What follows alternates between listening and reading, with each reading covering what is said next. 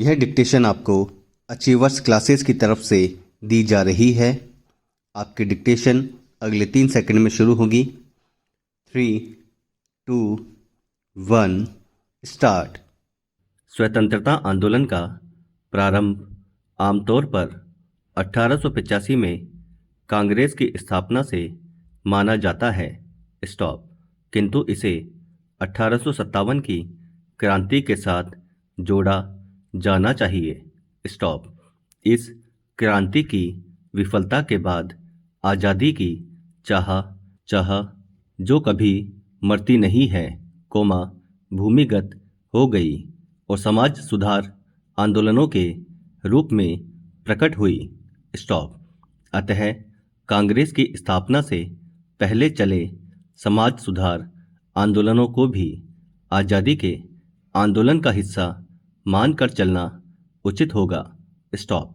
यह आंदोलन भारतीय नवजागरण आंदोलन था। स्टॉप।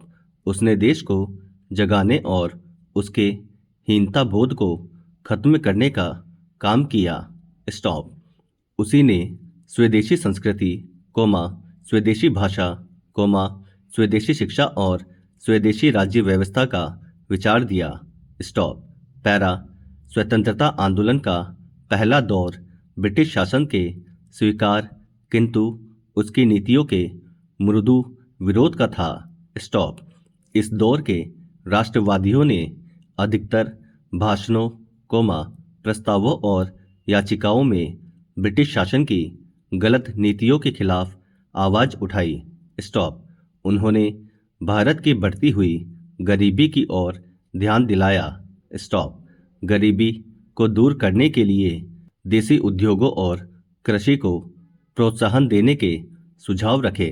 स्टॉप। स्वदेशी वस्तुओं के प्रचार का काम भी इस उद्देश्य से किया गया कि देश का धन देश में ही रहे। स्टॉप। देश में बनी वस्तुओं पर कर कम करने की मांगे रखी गई। स्टॉप। प्रशासन सुधार की मांगों पर अधिक जोर दिया गया। स्टॉप।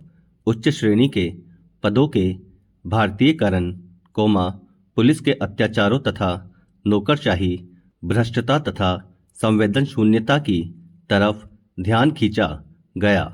स्टॉप। नागरिक अधिकारों की सुरक्षा के लिए प्रेस की पाबंदियों और पुलिस को दिए गए व्यापक अधिकारों का विरोध किया गया। स्टॉप। संवैधानिक सुधारों के अंतर्गत भारतीय विधान परिषद में भारतीयों के प्रतिनिधियों की संख्या बढ़ाने का अनुरोध किया गया। स्टॉप। पैरा। ध्यान देने वाली बात है कि उपर्युक्त सारी मांगों का संबंध समाज के मध्य वर्ग से था। स्टॉप। निम्न वर्गों की जरूरतों और आकांक्षाओं के प्रति उस समय के नेताओं का ध्यान नहीं था। स्टॉप। यह कहना तो गलत होगा, लेकिन कांग्रेस के मंच से वह काम हुआ नहीं। स्टॉप। स्वामी दयानंद आदि समाज सुधारकों के विचारों ने समाज के निम्न वर्गों की आकांक्षाओं को भी जगाया। स्टॉप। प्रारंभिक दौर के प्राय सभी नेता समाज सुधारों की व्यापक मांग से परिचित थे। स्टॉप। इसलिए कांग्रेस की स्थापना के 2 साल बाद दिसंबर, 1887 में सामाजिक न्याय के सवालों को उठाने के लिए एक अलग मंच स्थापित हुआ। स्टॉप। इसका नाम पड़ा इंडियन नेशनल सोशल कॉन्फ्रेंस। इसके प्रथम अध्यक्ष हुए सर टी महादेवन और इसके साथ संबद्ध हुए रघुनाथ राय, महादेव गोविंद, नरेंद्र नाथ, जानकीनाथ घोष आदि। स्टॉप। कांग्रेस में सामाजिक न्याय के सवाल उठाए जाएं या नहीं, इस बात को लेकर मतभेद रहा। स्टॉप। दादा भाई नौरोजी और सुरेंद्र नाथ बैनर्जी समाज सुधारों को आवश्यक तो मानते थे, किंतु कांग्रेस को उसका मंच नहीं बनाना चाहते थे। स्टॉप। WC बैनर्जी समाज सुधारों के प्रश्नों को कांग्रेस के लिए हानिकारक समझते थे। स्टॉप। C शंकरन समाज सुधारों को देश की राजनीतिक मुक्ति से भी ज़्यादा महत्वपूर्ण समझते थे। स्टॉप। तिलक आदि गरम दल के नेता सामाजिक प्रश्नों को राजनीति से बिल्कुल अलग रखना चाहते थे। स्टॉप। संभवतः उनका विश्वास था कि राजनीतिक अधिकार मिल जाए तो सामाजिक न्याय के सवालों को बाद में आसानी से हल किया जा सकता है। स्टॉप। पहले कांग्रेस और सोशल कॉन्फ्रेंस के वार्षिक अधिवेशन एक ही पंडाल में हो जाते थे। स्टॉप। किंतु 1895 में पूना में कांग्रेस के लोगों ने अपना पंडाल इसलिए जला दिया कि सोशल कॉन्फ्रेंस का सम्मेलन नहीं हो सके। स्टॉप। गरम दल और नरम दल के द्वंद्व से स्वतंत्रता आंदोलन में गर्मी तो आई किंतु उसकी दिशा बदल गई। स्टॉप। स्वतंत्रता आंदोलन नव जागरण की समाज सुधार भावना से कट गया और हिंदू पुनरुत्थानवाद की ओर झुक गया। स्टॉप। एक और नुकसान यह हुआ कि हमने उदारधारा के उन नेताओं को भुला दिया जो अपने समय के इतिहास के निर्माता थे। स्टॉप। पैरा।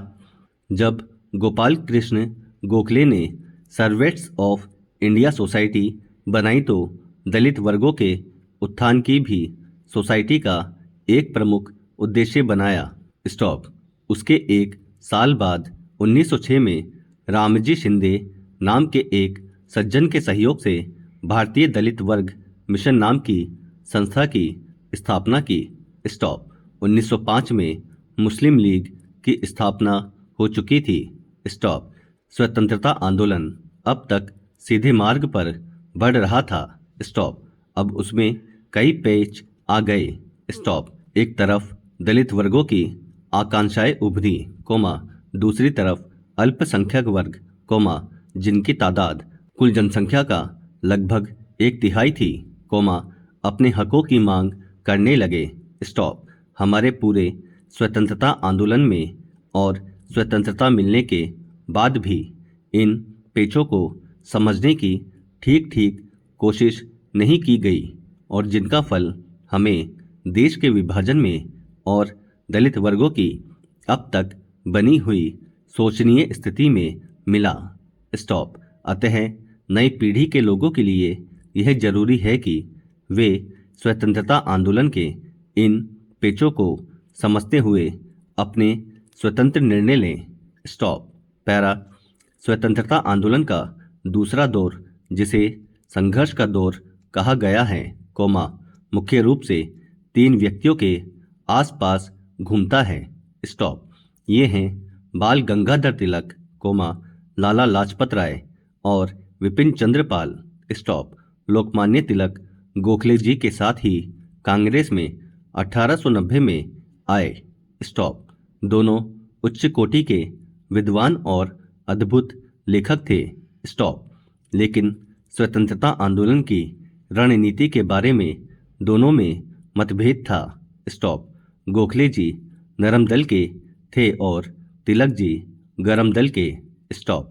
गरम दल का अर्थ था कि वे अनुनय विनय से कुछ रियायतें प्राप्त करने से संतुष्ट नहीं थे और कुछ ठोस परिवर्तन लाना चाहते थे। स्टॉप। इसके लिए वे संघर्ष की मुद्रा अपनाने को तैयार थे। स्टॉप। चूंकि गरम दल के लोग राजनीतिक मुक्ति के लिए अत्यधिक उत्सुक थे, वे अपनी सारी शक्ति उसी तक सीमित रखना चाहते थे। स्टॉप। इसीलिए वे सामाजिक प्रश्नों में फिलहाल नहीं पड़ना चाहते थे। स्टॉप। नरम दल के लोग धीरे धीरे चलना चाहते थे और सामाजिक प्रश्नों को भी साथ साथ आगे बढ़ाना चाहते थे। स्टॉप। बहरहाल, इस विवाद में तिलक जैसे गरम दल के नेताओं की विजय हुई। स्टॉप। इसका एक लाभ तो हुआ कि राजनीतिक आंदोलन में गर्मी आई, लेकिन साथ ही एक नुकसान भी हुआ कि कांग्रेस ने दलित वर्गों और अल्पसंख्यकों को अंग्रेजों के रहम पर छोड़ दिया। स्टॉप। लोकमान्य तिलक को महाराष्ट्र का बेताज बादशाह कहा जाता है। स्टॉप। 1897 में पूना में प्लेग फैली स्टॉप। उसकी रोकथाम के लिए अंग्रेज अफसर और सिपाही घर घर घूमने लगे। स्टॉप। वे जूतों समेत ही घरों में घुस जाते थे। स्टॉप। अगर आपको डिक्टेशन पसंद आई है तो लाइक करें, शेयर करें और चैनल को सब्सक्राइब करना ना भूलें। Thank you.